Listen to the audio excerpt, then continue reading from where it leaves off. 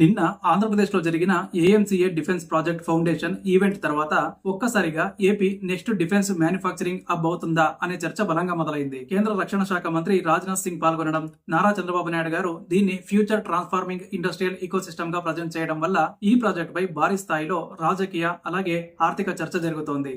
అయితే ground reality ఏంటి? నిజంగా ఇది హైదరాబాద్, బెంగళూరు లాంటి ఇండస్ట్రియల్ గ్రోత్ కి బేస్ అవుతుందా, లేక అనౌన్స్మెంట్ పాలిటిక్స్ లో భాగమవుతుందా అనే ప్రశ్నలు కూడా సమాంతరంగా వస్తూ ఉన్నాయి.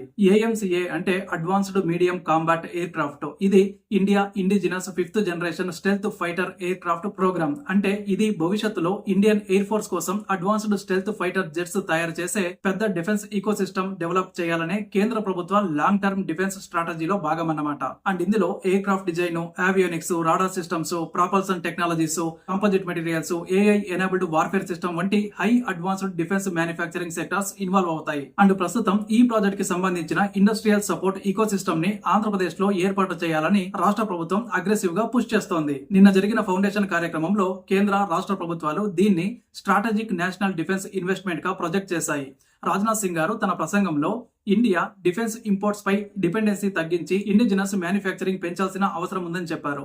And make in India in defence sector ని నెక్స్ట్ లెవెల్ కి తీసుకెళ్లాలని, దీనికోసం ప్రైవేట్ పార్టిసిపేషన్ కూడా కీలకమని చెప్పారు. అండ్ దీనికోసం AP Geographic advantage, Coast line connectivity, industrial corridors, skilled youth availability వంటి అంశాలు ఈ ప్రాజెక్ట్ కి సూటబుల్ అని పేర్కొన్నారు. అయితే ఆయన స్పీచ్ లో ఇమిడియట్ ప్రొడక్షన్ టైమ్ లైన్స్ కంటే లాంగ్ టర్మ్ ఈకోసిస్టమ్ డెవలప్మెంట్ పైనే ఎక్కువగా ఫోకస్ చేస్తున్నారని కనిపించింది. చంద్రబాబు నాయుడు గారు ఈ ప్రాజెక్ట్ ని ఏపీ ఇండస్ట్రియల్ రివైవల్ నేరేటివ్ తో లింక్ చేస్తున్నారు. అమరావతి తర్వాత పెద్దగా మెగా ఇండస్ట్రియల్ నేరేటివ్ లేకపోయిన సమయంలో ఇప్పుడు డిఫెన్స్ సెక్టర్ ద్వారా ఏపీని హైటెక్ మ్యానుఫ్యాక్చరింగ్ స్టేట్ గా మార్చగలమని చెప్తూ ఉన్నారు. ముఖ్యంగా రాయలసీమ రీజన్ కి హై వాల్యూ ఇన్వెస్ట్మెంట్స్ తీసుకురావాలని ప్రయత్నిస్తున్నట్టు ఆయన వ్యాఖ్యానించారు. హైదరాబాద్ ఐటీ హబ్ లాగా ఎలా ఎదిగిందో అండ్ బెంగళూరు ఏరోస్పేస్ ఈకోసిస్టమ్ ఎలా డెవలప్ అయిందో అలాంటి లాంగ్ టర్మ్ ఇండస్ట్రియల్ చైన్ ఏపీలో కూడా బిల్డ్ అవుతుందని టీడీపీ లీడర్షిప్ చెప్తోంది. అండ్ ప్రస్తుతం బయటకు వచ్చిన వివరాల ప్రకారం ఈ మొత్తం డిఫెన్స్ ఈకోసిస్టమ్ ఇన్వెస్ట్మెంట్ వాల్యూ కొన్ని వేల కోట్ల రూపాయల స్థాయిలో ఉండొచ్చని ప్రొజెక్షన్స్ ఉన్నాయి. కానీ exact final committed investment figures ఇంకా పేజ్డ్ బయస్ లోనే ఉన్నాయి. బట్ అపోజిషన్ ఇదే పాయింట్ పై ప్రశ్నలు వేస్తోంది. ఎంఓయూ స్టేజ్ లో ఉన్న ప్రొజెక్షన్స్ ని ఇలా కన్ఫర్మ్డ్ ఇన్వెస్ట్మెంట్ లాగా చూపిస్తున్నారా అని వైఎస్ఆర్సీపీ సపోర్టర్స్ ప్రశ్నిస్తూ ఉన్నారు. చాలా ఇండస్ట్రియల్ ప్రాజెక్ట్స్ లో మొదట పెద్ద సంఖ్యలో అనౌన్స్ చేసి తర్వాత ఎగ్జిక్యూషన్ స్లో అవుతుందని వాళ్ళ ఆర్గ్యుమెంట్. ఇక ఉద్యోగాల విషయంలో కూడా భారీ క్లెయిమ్స్ అయితే వినిపిస్తూ ఉన్నాయి. డైరెక్ట్ మరియు ఇండైరెక్ట్ గా లక్షల్లో ఎంప్లాయ్మెంట్ వస్తుందని టీడీపీ సపోర్టర్స్ సోషల్ మీడియాలో ప్రచారం చేస్తున్నారు. అయితే డిఫెన్స్ మ్యానుఫ్యాక్చరింగ్ సెక్టర్ నేచర్ చూస్తే ఇందులో హై స్కిల్ టెక్నికల్ జాబ్స్ ఎక్కువగా ఉంటాయి. Aerospace engineering, avionics, AI systems, advanced manufacturing, machining, material science వంటి స్పెషలైజ్డ్ స్కిల్స్ అవసరం అవుతాయి. అంటే వెంటనే సాధారణ గ్రాడ్యుయేట్స్ కి మాస్ రిక్రూట్మెంట్ జరుగుతుందని భావించడం ప్రాక్టికల్ అయితే కాదు. అండ్ లోకల్ యూత్ కి బెనిఫిట్ రావాలి అంటే ముందుగా training ecosystem, polytechnic upgradation, aerospace skill centres, university industry partnerships develop కావాలి. లేకపోతే పెద్ద భాగం స్కిల్డ్ వర్క్ ఫోర్స్ బయట రాష్ట్రాల నుంచి వచ్చే అవకాశం అయితే ఉంటుంది. బెంగళూరు, హైదరాబాద్ లో కూడా ప్రారంభ దశల్లో ఇదే జరిగింది. అండ్ ఇప్పుడు ఏపీ నిజంగా డిఫెన్స్ మ్యానుఫ్యాక్చరింగ్ హబ్ అవుతుందా అనే ప్రశ్నకి ఇప్పుడే క్లియర్ ఆన్సర్ చెప్పడం కష్టం.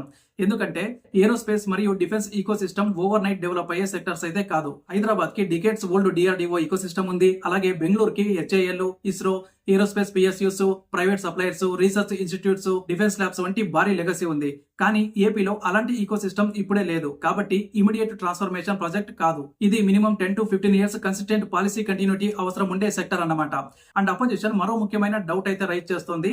ఫౌండేషన్ స్టోన్ అంటే ప్రాజెక్ట్ ఎగ్జిక్యూషన్ గ్యారంటీ కాదు అని చెప్తోంది. అమరావతి, ఇండస్ట్రియల్ కారిడార్స్, కొన్ని పోర్ట్ బేస్డ్ ప్రాజెక్ట్స్ ఇలా గతంలో అనౌన్స్ చేసిన మ్యానుఫ్యాక్చరింగ్ ఇన్వెస్ట్మెంట్స్ ఉదాహరణగా చూపిస్తున్నారు.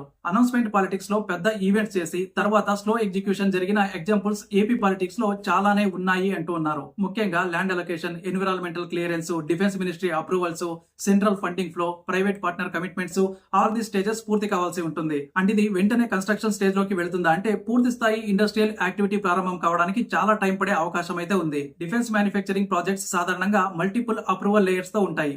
Security clearance, strategic vendor approvals, technology transfer agreements, supply chain certifications వంటి అంశాలు ఇన్వాల్వ్ అవుతాయి. అందుకే ఎక్స్పర్ట్స్ కూడా ఈ రోజు జరిగింది సింబాలిక్ స్ట్రాటజిక్ బిగినింగ్ మాత్రమే అని చెప్తూ ఉన్నారు. అండ్ ఇమిడియట్ ఫ్యాక్టరీస్ ఆపరేషనల్ అవుతాయని అనుకోవడం ప్రీమాచ్యూర్.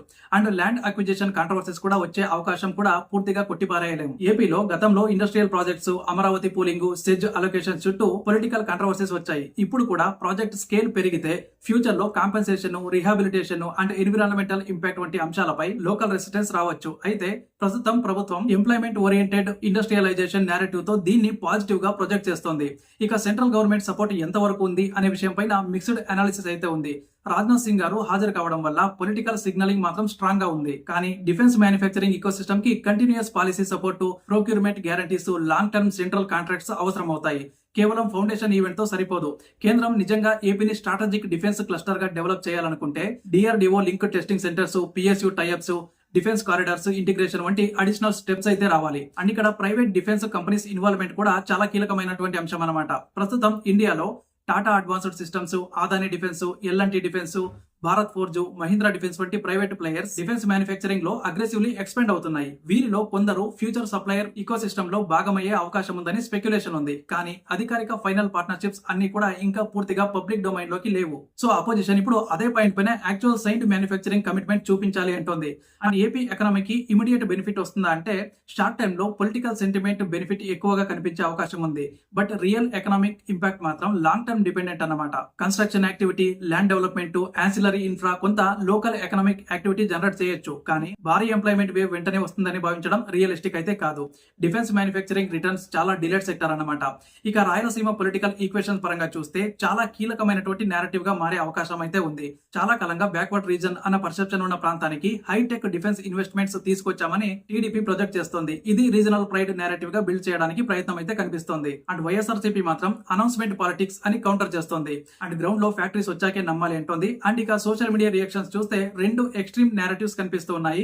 ఒకవైపు టీడీపీ సపోర్టర్స్ ఏపీకి న్యూ హైదరాబాద్ మూవ్మెంట్ వచ్చింది అని ప్రచారం చేస్తున్నారు. మరోవైపు YSRCP supporters foundation stone economy అంటూ విమర్శిస్తూ ఉన్నారు.